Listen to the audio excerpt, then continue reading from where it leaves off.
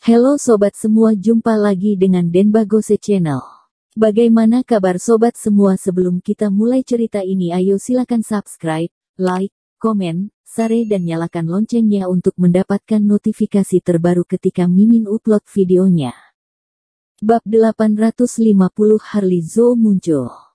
Redo Zeng mengernyit, nama Monique Lei ini, tentu saja dia pernah mendengarnya, tidak disangka bos kota X masih muda.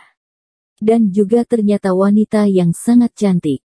Dia hanya tertegun sesaat, lalu Redo Zeng segera kembali sadar, dan berkata dengan dingin. Lalu kalau Monique Lei bisa apa? Berani melakukan sesuatu pada anakku, percaya tidak, aku bisa bertarung denganmu. Saat Redo Zeng mengatakan ini, tiba-tiba ada sekelompok preman yang bergegas masuk. Rudy mengajak puluhan pria masuk ke dalam restoran. Dia berdiri di samping Monica Lei, dan berkata, "Kak Monica, mereka sudah datang."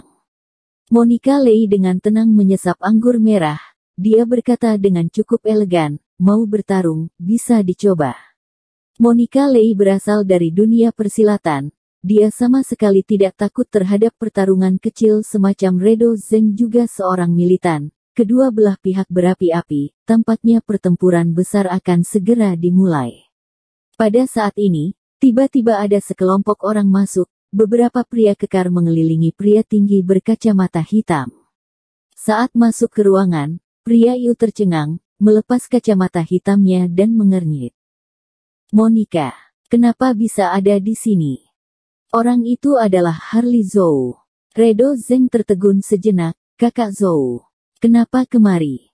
Harley Zou tidak punya waktu untuk peduli padanya, dan langsung berjalan ke arah Thomas Qin. Dia membungkuk dalam-dalam. "Tuan Qin, sebelumnya aku tidak mengenal, ternyata adalah dokter hebat, maafkan aku." "Mohon maafkan aku." Tiba-tiba, semua orang tercengang. Redo Zeng berdiri di sampingnya, tercengang. Franz Zeng terduduk di tanah, menatapnya dengan heran. Segera setelah Harley Zou melepas kacamata hitamnya, semua orang mengenalinya. Dia adalah aktor internasional, artis besar kungfu, Harley Zou. Pria terhormat seperti dia, membungkuk dan meminta maaf kepada Thomas Qin. "Siapa Thomas Qin ini?" Thomas Qin melirik Harley Zou, berkata, "Sepertinya, kamu meminum obatku." Harley Zou terlihat malu, "Ya, tiba-tiba kondisiku memburuk, aku sekarat, jika bukan karena pil Tuan Qin, takutnya kondisiku kritis. Khawatir saya dalam bahaya. Sekali lagi terima kasih, mohon Tuan Qin datang ke rumahku, aku pasti akan memperlakukan Tuan dengan baik." Thomas Qin berkata, "Tidak perlu seperti itu, ini karena Monica Lei, aku tidak peduli dengan kejadian sebelumnya." Setelah mengatakan itu, Thomas Qin mengeluarkan 7 pil dari tasnya, membungkusnya dengan kertas, dan menyerahkannya kepada Harley Zou. "Ini 7 pil. Setiap minggu minum 1 pil, setelah 49 hari baru akan membaik, dan selama jangka waktu ini, dilarang makan makanan berminyak, dan daging, diutamakan diet, terus olahraga sampai terlihat efeknya." Selesai bicara, Harley Zou tersenyum dan membungkuk lagi. "Terima kasih banyak, Tuan Qin. Tuan Qin memang pantas dokter hebat, sangat murah hati, benar-benar membuat aku kagum. Tenang saja. Aku tidak akan begitu saja mengambil pil." Setelah mengatakan ini, Harley Zou mengeluarkan cek dari sakunya dan menyerahkannya pada Thomas Qin. "Tuan Qin, ini cek, di atasnya ada tanda tanganku, tapi aku belum menulis angkanya, kamu bisa tulis berapa saja, selama aku bisa menanggungnya, aku tidak akan menawar harganya." Cek kosong ini menunjukkan ketulusan Harley Zou. Namun sejujurnya, Harley Zou juga mengerti, master seperti Thomas Qin tidak mungkin kekurangan uang. Dia melakukan ini hanya untuk meminta maaf, berharap Dr. Qin dapat mengabaikan kecurigaan dia sebelumnya, dan menjadi teman. Thomas Qin menerima cek tersebut, juga tidak mengatakan apa-apa. Tiba-tiba Harley Zou menoleh dan menatap Redo Zeng dengan dingin.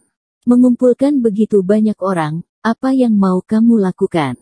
Redo Zeng terlihat sangat malu. Meskipun dia juga seorang bos besar dan artis kungfu, dia tidak bisa menandingi Harley Zou.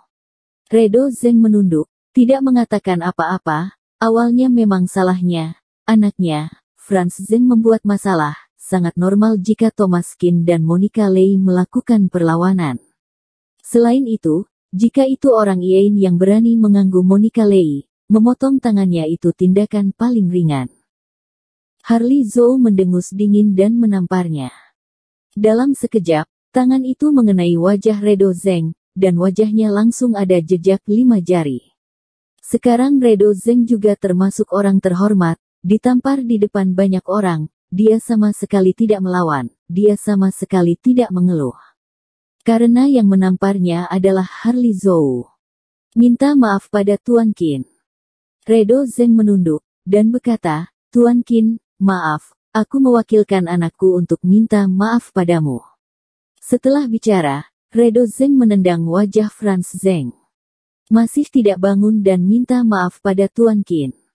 Franz Zeng memegangi tangannya. Saat ini wajahnya pucat dan terlihat ketakutan, dengan cepat berdiri dan dengan hormat meminta maaf pada Thomas Qin. Tuan Qin, maaf, ini semua salahku. Bahkan Harley Zhou bisa digertak, Franz Zeng bukanlah siapa-siapa.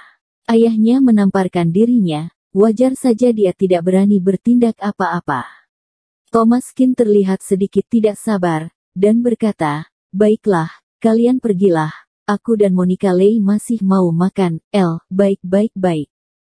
Redo Zeng dan lainnya buru-buru pergi, gadis rubah juga mengambil kesempatan ini untuk kabur, tapi ditangkap Redo Zeng. Pelacur, masalah hari ini karena kamu ya. Wajah gadis rubah berubah, bukan aku, tidak ada hubungannya denganku. Redo Zeng mendengus, tidak ada hubungannya denganmu. Jangan bertele-tele. Kamu pikir aku tidak kenal anakku? Jika bukan karena kamu, apa dia akan berinisiatif membuat masalah?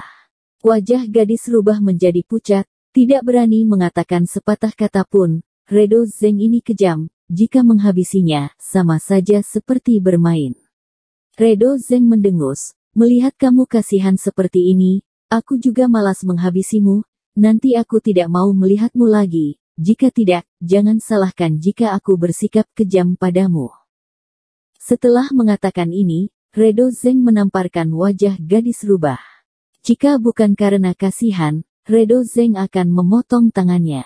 Gadis rubah ditampar sekali lagi, lalu sudut mulutnya berdarah, dan sebagian wajahnya bengkak. Redo Zeng adalah seni bela diri, dia menamparkan gadis rubah sampai berdarah. Tapi tidak mungkin. Mereka ini orang terhormat, dia tidak melawan, giginya patah pun hanya bisa menermanya. Thomas Qin, tunggu saja. Thomas Qin dan Monica Lei akhirnya bisa melanjutkan makan, baru saja Monica Lei cukup keren menancapkan pisau itu, Thomas Qin juga sering kagum dengan energinya, tidak banyak perempuan yang punya temperamen semacam ini. Saat makan bersama Monica Lei, tiba-tiba ponsel Thomas Qin berdering dan ada pesan WeChat datang. Kakak ipar, tolong. Ketika Thomas Qin melihat kabar ini, dia merasa pusing. Ini adalah Jessie Chen, adik Ardelina Chen. Awalnya, Ardelina Chen hanya meminta bantuan Thomas Qin untuk pura-pura menjadi pacarnya. Ini adalah masalah sepele. Ardelina Chen lebih pemalu dan pendiam, dan seringkali dia enggan merepotkan Thomas Qin.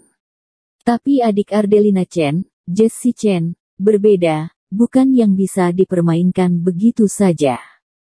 Waktu lalu saat di bandara, wanita ini menipu Thomas Qin dan memberi nafas buatan, kemudian memotret dan mengancamnya, membuat Thomas Qin sebal, jadi waktu gadis ini mengirim WeChat padanya, pasti bukan hal baik. Apa yang kamu lakukan? Jessie Chen membalas, kakak ipar. Aku akan pergi ke kota Donghai untuk datang ke pesta, temani aku.